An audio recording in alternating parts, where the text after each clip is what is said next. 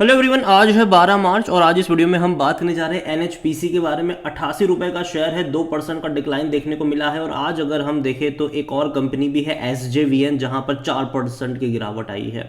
और देखा जाए तो पीएसयूज थोड़े बहुत लड़खड़ाते हुए नजर आ जरूर रहे हैं। हालांकि बाजार अगर आप देखोगे सेंसेक्स में एक अच्छी तेजी देखने को मिल रही है, लेकिन जो सरकारी कंपनियां जिसने पिछले कुछ टाइम में खूब पैसा बना कर दिया है, वहां पर अभी करेक्शन का माहौल है। हालांकि एक बड़ी रफ्तार भी देखी थी हमने यहाँ पर, एक बड़ा डिक्लाइन भी देखा, वापस अटेम्प्ट करा था, वापस अब गिरता हुआ नजर आ रहा है। बात करेंगे इस वीडियो में इस कंपनी के बारे में, लेकिन उससे पहले अगर आपने अभी तक चैनल को सब्सक्राइब नहीं किया है तो प्लीज़ अभी इसे सब्सक्राइब कर लीजिए, क्योंकि आगे भी बहुत सारे वीडियोस हैं जो आपको काफ़ी ज़्यादा हेल्प करेंगे। तो 88 रुपीज़ का शेयर है एनएचपीसी का, और एक महीने में अभी भी 9.5% की तेज़ी है, और एक साल में देखोगे तो 120% का ग्रोथ देखने को मिल रहा है। हालांकि एक बहुत बड़ी रफ्तार आई, और ये पहली बार था जब इतनी बड़ी तेज़ी इस कंपनी में देखने को मिली है। इंट्राडे जो लेवल था वो तो 112 रुपए के करीब इसका चला गया था। बाद में इसके जैसे ही नतीजे आए थे काफ़ी ख़राब थे, एक झटके में गिरा, ये 80 पे चला गया। अटेम्प्ट करा, कोशिश करी वापस 97 पे जाने की, फिर वापस गिरावट आई, 88 पे गया, वापस तेज़ी दिखाई, 92 पे गया, वापस अभी 88 पर आ चुका है। और देखो, अगर आप चैनल को रेगुलर फॉलो करते हो तो जब ये 100 रुपए के ऊपर निकला था तभी मैंने कहा था कि बहुत जल्दी यहाँ पर 20% का डिक्लाइन आपको देखने को मिल सकता है, और तब इसके नतीजे आए नहीं थे। और हालांकि रिजल्ट्स आने की वजह से 20% का डिक्लाइन यहाँ पर देखने को मिला ज़रूर था, लेकिन तब मैंने ये भी कहा था कि अगर 20% डिक्लाइन आता है तो खरीदारी के मौके भी बनेंगे। अटेम्प्ट करा वापस तेज़ी दिखाने का, वापस गिर गया। और अगेन मैं अभी भी मान के चल रहा हूँ कि अभी भी लंबा टाइम ये 80 से लेकर 90 रुपए की रेंज में बिताने वाला है, या फिर 100 कह लो, 80 से 100 रुपए की रेंज में ये लंबा टाइम अभी भी बिताने वाला है।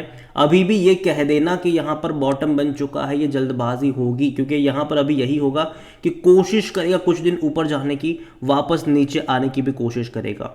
वापस अभी 88 पे है, शायद 85 पे चला जाए, वापस कोशिश करेगा 90, मतलब 90 रुपये पर जाने की, वापस गिर के थोड़ा बहुत नीचे आएगा। तो ये होगा, कुछ टाइम यहाँ पर बिताने वाला है ये। लेकिन जैसे कि मैंने कहा कि हायर लेवल से 20% का डिक्लाइन अगर आप अज्यूम कर रहे हो तो बाइंग के मौके वहाँ पर होंगे। मैं पहले भी बोल चुका हूँ, मैं अब भी कहूँगा कि मुझे लगता है कि 80 से 85 रुपये का जो लेवल है वहाँ पर आपकी नज़र होनी चाहिए। लेकिन इसका मतलब ये नहीं है कि आप एक बहुत बड़ा इन्वेस्टमेंट वहाँ पर करके बैठ जाओ।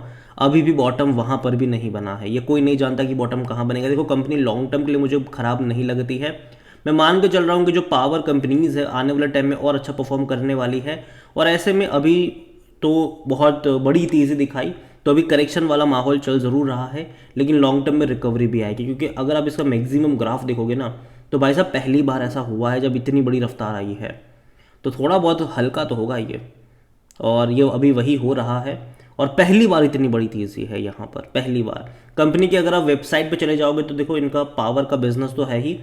मेन अभी इनकी जो मेन कैपेसिटी है वो हाइड्रो में है, लेकिन कंपनी जो है वो लगातार अपनी कैपेसिटी को सोलार में और विंड में बढ़ाने की कोशिश कर रही है। अभी हाल फिलहाल में ही पीएम मोदी ने इनका जो सोलार का प्रोजेक्ट था उसका इनोग्रेट करा हुआ था, और आगे भी बहुत सारे बड़े बड़े प्रोजेक्ट को लेकर अनाउंसमेंट भी करी गई है यहाँ पर सोलार में।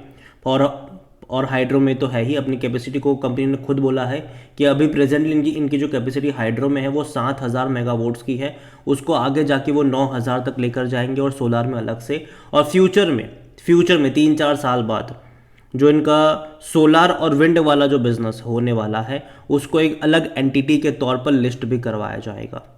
तो ये भी प्लान है कि अलग कंपनी बनाने का प्लान है इनका, कि जो हाइड्रो में कैपेसिटी भी बढ़ाएंगे, सोलार और विंड में भी बढ़ाएंगे। लेकिन 3-4 साल बाद जब सोलार में और विंड में इनकी कैपेसिटी अच्छी खासी बढ़ जाएगी, तो एक अलग एंटिटी के तौर पर उसको लिस्ट करवाया जाएगा, एक अलग कंपनी के तौर पर उसको स्थापित करा जाएगा। तो बोनस के भी चांसेस रहेंगे, लेकिन हालांकि वो लॉन्ग टर्म की बात है। लॉन्ग टर्म की बात अभी कोई नहीं जानता, 3-4 साल बाद की ये बात है। यहाँ पर अगर आप वॉल्यूम्स देखोगे तो भाई साहब बाजार खुला है, और अभी 2 करोड़ से भी ज़्यादा के शेयर्स यहाँ पर ट्रेड हो चुके हैं। जहाँ तक बात करी जाए इसका मार्केट कैप, तो ज़्यादा है, 89,000 करोड़ तक का इसका मार्केट कैप तो हो चुका है। बहुत बड़ी तेज़ी है यहाँ पर। ऑल टाइम जो हाई था वो 115 रुपये का था, जो अभी देखने को मिला था। जो लो था वो 15 रुपये के आसपास का है यहाँ पर। और जहाँ तक बात करी जाए ना इस कंपनी में, तो according to Moneycontrol user हर कोई कह रहा है खरीदारी करो, बेचने की बात कोई नहीं कर रहा है। लेकिन अभी मैं कह दूं कि अगर बाई भी कर रहे हो तो आपका जो अप्रोच है वो बाई ऑन डिप्स वाला होना चाहिए, ना कि एक लेवल पे बहुत सारे शेयर्स खरीद के बैठ जाओ और फिर 10-12% गिरे तो पैनिक कर जाओ, ठीक है।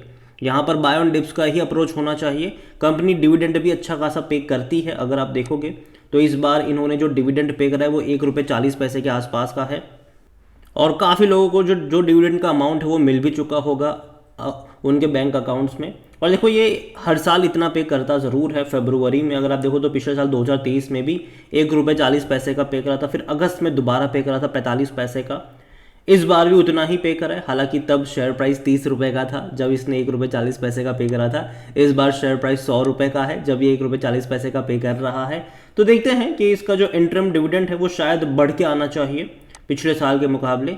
लेकिन अगेन अगर आपकी बाइंग प्राइस कम लेवल पर है और आपको ₹2 का डिविडेंड मिलता है, अगर 30 रुपये की बाइंग प्राइस हो, 40 की बाइंग प्राइस हो और ₹2 का अगर डिविडेंड मिलता हो तो वो ख़राब डिविडेंड नहीं होता है।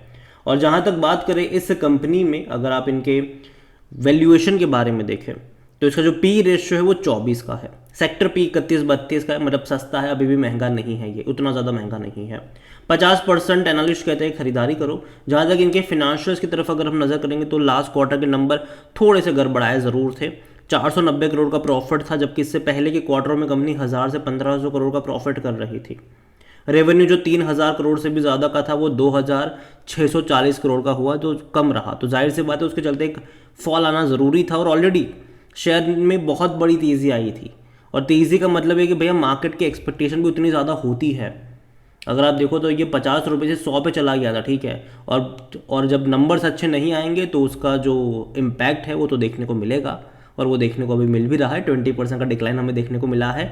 और जहाँ तक शेयर होल्डिंग को लेकर अगर आप देखोगे तो 70.95% का स्टेक प्रमोटर के पास है। प्रमोटर कौन है? गवर्नमेंट है। और अभी हाल फिलहाल में तकरीबन 3.5% का स्टेक इन्होंने बेचा था इस क्वार्टर में। तो देखा जाए तो अगले क्वार्टर में जब देखेंगे तो प्रमोटर की होल्डिंग और कम नजर आएगी आपको। हालांकि अच्छी बात है कि इंस्टीट्यूशंस बहुत बड़ी क्वांटिटी में है।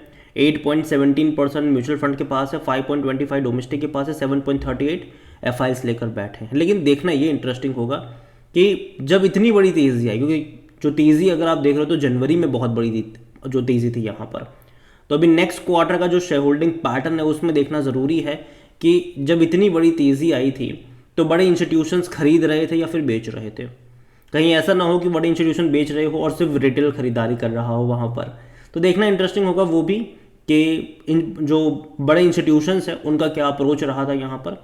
देखिए ओवरऑल अगर मैं बात करूँ एनएचपीसी को लेकर तो कंपनी मेरे हिसाब से ख़राब नहीं है, लेकिन जैसे कि मैंने कहा इतनी बड़ी तेज़ी आज से पहले यहाँ पर नहीं आई और एक शार्प तेज़ी यहाँ पर आज से पहले नहीं आई। तो करेक्शन लाजमी है और वो देखने को मिल भी रहा है। और मैं लंबे समय से कह रहा हूँ कि 80 से 100 रुपये की रेंज में ये अटकने वाला है।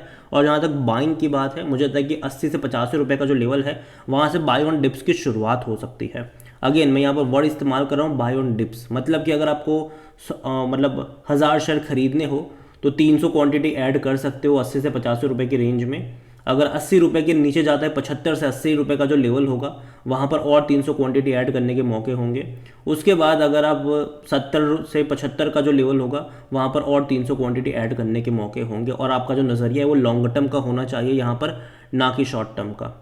शॉर्ट टर्म का नज़रिया मत रखिएगा, क्योंकि शॉर्ट टर्म में अभी भी यहाँ पर ये कहना कि बॉटम बन चुका है या फिर यहाँ से तेज़ी आएगी या फिर कितना नीचे जाएगा ये कहना मुश्किल है। क्योंकि आने वाला टाइम जो है डेफिनेटली अच्छा ही है पावर कंपनियों के लिए, क्योंकि जो डिमांड है वो तो बढ़ने ही वाली है और कंपनियां जो है वो अपनी कैपेसिटी को बढ़ा भी रही है। तो आप चाहे तो इसके ऊपर नज़र रख सकते हैं, लेकिन जैसे कि मैंने कहा जल्दबाजी मत करना। यहाँ पर बाय ऑन डिप्स का अप्रोच आपका होना चाहिए। आपके पास है तो होल्ड कर सकते हो, पैनिक में आकर बेचने की भी ज़रूरत नहीं है। बाय ऑन डिप्स का अप्रोच रखिएगा, लॉन्ग टर्म का नज़रिया होना चाहिए। अगर 1-2 दिन में पैनिक कर जाते हो तो भैया मत आओ यहाँ पर। 2-3 महीने के लिए आए हो तो मत आओ यहाँ पर। 2-3 साल का नज़रिया है तो मेरे हिसाब से कोई दिक्कत यहाँ पर नहीं आनी चाहिए। लेकिन हाँ, थोड़ा बहुत और करेक्शन आएगा यहाँ पर, लेकिन वो मौके ही देगा, ना कि पैनिक करवाएगा आपसे, ठीक है। तो नज़र रखिए इसके ऊपर। और अगेन कोई बाय सेल रिकमेंडेशन नहीं है, ये वीडियो को यहीं पे एंड करता हूँ। पसंद आया हो तो लाइक करें, शेयर करें। चैनल वगैरह पहली बार है तो प्लीज़ सब्सक्राइब करें। और एनएचपीसी के बारे में आप क्या सोच रहे हैं वो भी आप मुझे कमेंट में लिख के बता सकते हैं। Thank you.